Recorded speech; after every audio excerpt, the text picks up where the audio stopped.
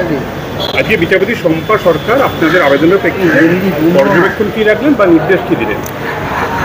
আমরা দেখলাম পশ্চিমবঙ্গের বার কাউন্সিল অর্থাৎ বার কাউন্সিল অফ ওয়েস্ট বেঙ্গল তারা একটি রেজলিউশন নিয়েছিলেন 25শে জুন 2024, যেটি 26শে জুন 2024 একটি প্রেস বিজ্ঞপ্তির মাধ্যমে আমাদের সামনে আসে জনসমক্ষে, যেখানে বলা হয় বার Council of West Bengal resolution নিয়েছেন ভারতবর্ষের যে 3টি আইন, ক্রিমিনাল আইন যেটি 1 জুলাই 2024 থেকে প্রণয়ন হতে চলেছে, অর্থাৎ ভারতীয় ন্যায় সংহিতা, ভারতীয় নাগরিক সুরক্ষা সংহিতা এবং ভারতীয় সাক্ষ্য সংহিতা, এই 3টি আইনের বিরুদ্ধে তারা কালা দিবস পালন করছেন এবং তারা প্রত্যেক আইনজীবীকে আহ্বান করেছেন পশ্চিমবঙ্গ এবং আন্দামান নিকোবর দ্বীপপুঞ্জে তারা যেন কোনো রকম জুডিশিয়াল ওয়ার্ক অর্থাৎ আদালতের কাজে অংশগ্রহণ না করেন এবং বার অ্যাসোসিয়েশনদেরকে একটি অ্যাপিল করেছেন যে তারা যেন র্যালি ট্যালি এইসব করেন।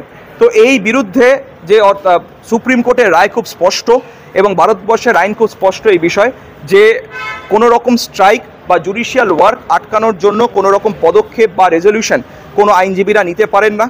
এর বিরুদ্ধে একটি মামলা করেন, মামলাকারী ছিলেন প্রবীণ আইনজীবী শ্রী সহস্রাংশু ভট্টাচার্য মহাশয়, পাশেই রয়েছেন, ইনি পিটিশনার ছিলেন এবং ইনি বলেন যে সোমবার এই যে স্ট্রাইকের কল করেছেন ওয়েস্ট বেঙ্গল বার কাউন্সিল এটি অবৈধ এবং এটিকে চ্যালেঞ্জ করে যাতে আইনজীবীরা মামলায় অংশগ্রহণ করতে পারেন। এই মামলাটি একটি দ্রুত স্তরে মেনশন করে জাস্টিস শম্পা সরকার নেন এবং পশ্চিমবঙ্গের বার কাউন্সিলকে তিনি নির্দেশ দেন, অর্থাৎ তিনি রায় দান করেন যে এই আগামী সোমবার অর্থাৎ 1 জুলাই 2024 আইনজীবীরা তারা কোর্টের কাজে অংশগ্রহণ করতে পারবেন এবং তাদের কোনো রকম বাধা দেওয়া যাবে না এবং তাদের বিরুদ্ধে পশ্চিমবঙ্গ বার কাউন্সিল কোনো রকম পদক্ষেপ নিতে পারবেন না তারা যদি আদালতের কাজে অংশগ্রহণ করেন।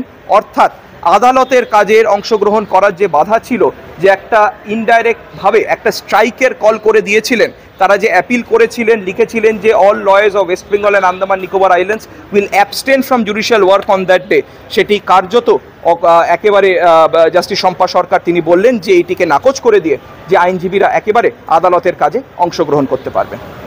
আপনি কি ওই দিন কাজে আসবেন? আমরা প্রত্যেকেই আসবো, আইনজীবীদের আহ্বানও করব যে তারা করেন, কারণ এটি একটি আইন প্রণয়ন হয়ে গেছে এবং দেশের আইন হয়ে গেছে এবং এর বিরুদ্ধে এরকম কালা দিবস পালন করে কোনো লাভ নেই যতক্ষণ না পর্যন্ত এই আইনের ওপর কোনো স্থগিতাদেশ আসে আইনসিদ্ধভাবে। অর্থাৎ এইগুলো করা মানে মানুষকে ভুল বোঝানো ছাড়া আর কিছু নয়।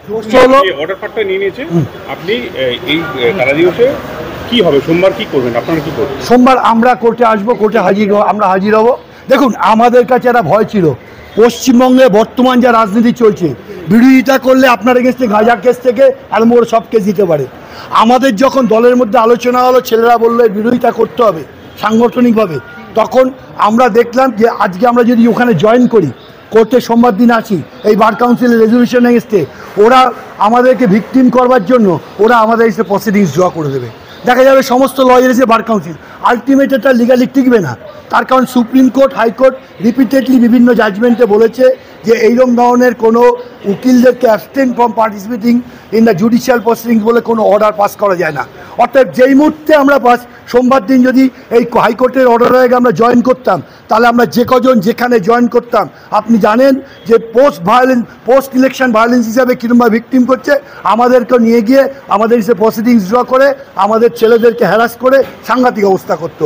অর্থাৎ তাই জন্য আমরা কোর্টে গিয়ে বললাম, বিচারপতি পরিষ্কার বলেছেন যে এইটার জন্য এই resolution, in spite of this resolution, কেউ যদি কোর্টে অ্যাপিয়ার করে তার এগেন্সটে কোনো প্রসিডিংস ড্র করা যাবে না, কোনো স্টেপ নেওয়া যাবে না। আজকে বিচারপতি শম্পা সরকার নির্দেশটা কি দিয়েছেন আইনজীবীদের এই হরতাল বা কর্মবিরতির যে সিদ্ধান্ত, প্রতিবাদের সিদ্ধান্ত, সেটাকে? প্রতিবাদের সিদ্ধান্তে প্রথম কথা হচ্ছে যে নোটিশটা নিয়ে মামলা হয়েছিল, সেই নোটিশটাতে কোনো স্টে বা কোনো কিছু দেননি। শম্পা সরকার একটা অপরচুনিটি অফ হিয়ারিং দিয়েছেন বার কাউন্সিল অফ ওয়েস্ট বেঙ্গলকে, তার জন্য একটা 4 সপ্তাহ। বিচারপতি শম্পা সরকার নির্দেশ দিয়েছেন যে প্রথম কথা হচ্ছে যে নোটিশটা নিয়ে মামলা, সেই নোটিশটা কিন্তু ওনারা স্টে করেননি এবং উনি যেটা করেছেন সেটা হচ্ছে যে একটা এফিডেভিটের ডিরেকশন দিয়েছেন 4 সপ্তাহ এবং 2 সপ্তাহের মধ্যে রিপ্লাই দিতে হবে। এবং উনি একটা কথা শুধু বলেছেন যে যেটা সবাই বলেন, এটা আইন বলতে পারেন, যে যদি কোনো লয়ার অ্যাপিয়ার করেন, এখানে তো কেউ অ্যাপিয়ার করতেই পারে, কারোর তো কোনো বাধ্যবাধকতা নেই অ্যাপিয়ার না করার। সো কেউ যদি অ্যাপিয়ার করে তাহলে যেন বার কাউন্সিল অফ ওয়েস্ট বেঙ্গল তার এগেন্সটে কোনো ড্রাস্টিক অ্যাকশান না নেয়। এছাড়া আর কোনো অর্ডারে আর কোনো রকম ইন্টারফারেন্সই নেই with regard to this notice. আবার মামলাটা আবার 6 সপ্তাহ বাদে হিয়ারিংয়ে আসবে। সোমবার দিন তাহলে আপনারা যারা সমর্থন করছেন প্রতিবাদে তারা কি আপনারা কাজে যোগ দেবেন না? সেরকমই আমাদের আছে, কারণ যেহেতু বার কাউন্সিল অফ ওয়েস্ট বেঙ্গল একটা সিদ্ধান্ত নিয়েছে এবং সেই সিদ্ধান্তটাকে চ্যালেঞ্জ করে একটা মামলাও হলো এবং সেই মামলার পরিপ্রেক্ষিতে কোনো রকম অর্ডারও হয়নি, তো স্বাভাবিকভাবেই সেই নির্দেশটা তো বহাল রয়েছে। আপনারা চাইছেন কেন কালা দিবস পালন করতে চাইছেন? দেখুন, কালা দিবস পালন করার একটাই কারণ, শুধু আমরা কেন, আজকে এটা একটা অল ইন্ডিয়া ইস্যু, এটা একটা অল ইন্ডিয়া ইস্যু এবং খুব দুর্ভাগ্যজনক ব্যাপার যে এইটা টেবিলড হয়েছিল যখন আপনারা জানেন যে প্রায় 150 মতো এমপিকে লোকসভা থেকে বার করে দেওয়া হয়েছিল। রাতের অন্ধকারে একদম বলতে পারেন যে এই লটাকে পাস করানো হয়েছিল, পাস করতে হবে সেজন্য পাসটা করানো হয়েছিল। পরবর্তীকালে যখন দেখা গেল যে এই আইনটা যদি করা হয় তাহলে ভারতবর্ষের মানুষের একটা বিরাট ক্ষতি হবে এবং আপনারা যদি ক্রিমিনালের যারা স্টলওয়ার্ড আইনজীবী তাদেরও জিজ্ঞেস করেন, তারাও সেই ওপিনিয়নই দেবে যে এই আইনটাকে এভাবে বদল করাটা খুব কোনো যুক্তিযুক্ততা নেই। তো সবথেকে দুর্ভাগ্যজনক ব্যাপার হচ্ছে the role of Bar Council of India. আজকে এই আইনটা এতদিন আগে লাগু করার জন্য ওনারা টেবিল করে নিয়ে রাষ্ট্রপতিকে দিয়ে সই করিয়ে নিয়েছিলেন, তো বার কাউন্সিল অফ ইন্ডিয়া আজকে কেন বলছে যে আমরা এই ব্যাপারে কথা বলবো? বার কাউন্সিল অফ ইন্ডিয়া এতদিন ধরে কেন চুপ ছিল? যখন রেসপেক্টেড বার অ্যাসোসিয়েশন বার কাউন্সিলরা, স্টেট বার কাউন্সিলরা যখন একটা প্রতিবাদের রাস্তায় যাচ্ছে, তখন সেই প্রতিবাদটাকে বন্ধ করার জন্য তারা একটা মেজার নিল যে যাতে করে এই প্রতিবাদটাকে বন্ধ করে দেওয়া যায়, যেটা আমার মনে হয় একটা বার কাউন্সিল অফ ইন্ডিয়ার মতো বডির ক্ষেত্রে এটা করাটা একদমই সমীচীন নয়। যে ইয়েগুলো পরিবর্তন, ধারাগুলো পরিবর্তন এসেছে, 376, 372 করা হয়েছে, যেখানে মেজর চেঞ্জেস এসেছে যে যারা সাধারণ মানুষ ছিল, যে দিনের পর দিন তারিখের পর তারিখ যে মামলাগুলো চলে আসতো, সেখান থেকে দাঁড়িয়ে তো একটা সুবিধা হতে পারে, ডিজিটালিভাবে তো অ্যাপ্লাই হচ্ছে এটা। দেখুন একটা কথা হচ্ছে সেটা আপনি যতক্ষণ না এই আইনটা কার্যকর হচ্ছে ততক্ষণ অবধি কোনো কিছুই বলা সম্ভব নয়, কি আছে কি না আছে এই ব্যাপারটা। তো আমরা সেটাই বলছি যে একটা আইন এইভাবে বদল করা যায় না এবং রাতের অন্ধকারে একটা মানে অন্যরকম একটা রাস্তার আশ্রয় নিয়ে এইভাবে আইনটাকে বদল করাটা উচিত হয়নি। তো উচিত ছিল একটা কনস্ট্রাকটিভ ডিসকাশন করে তারপর আইনটাকে বদল করার।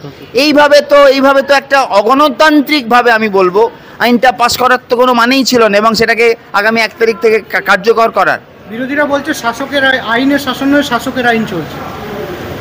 সেটা তো এখন দেখুন, সেটা তো গ্লেয়ারিং না, সেটা তো গ্লেয়ারিং, সেটা দেখা যাচ্ছে আজকে আপনারা দেখুন। হ্যাঁ, পশ্চিমবঙ্গের কথা বলছে, অল ওভার ইন্ডিয়া। হ্যাঁ, পশ্চিমবাংলায় তো ঠিকই আছে, পশ্চিমবাংলাতে এখন তো অনেকে অনেক কিছুই বলবে, কারণ আপনারা দেখে নিয়েছেন মানুষের রায় কি আছে। সো মানুষের রায়ের ওপরে তো আর কারোর রায় হয় না। পলিটিক্যাল লিডাররা অনেক কিছুই বলেন, বাট মানুষ রায় যেটা দিয়েছে সেই রায়টা মাথা পেতে নিতে তাদেরকেও শিখতে জানতে হবে।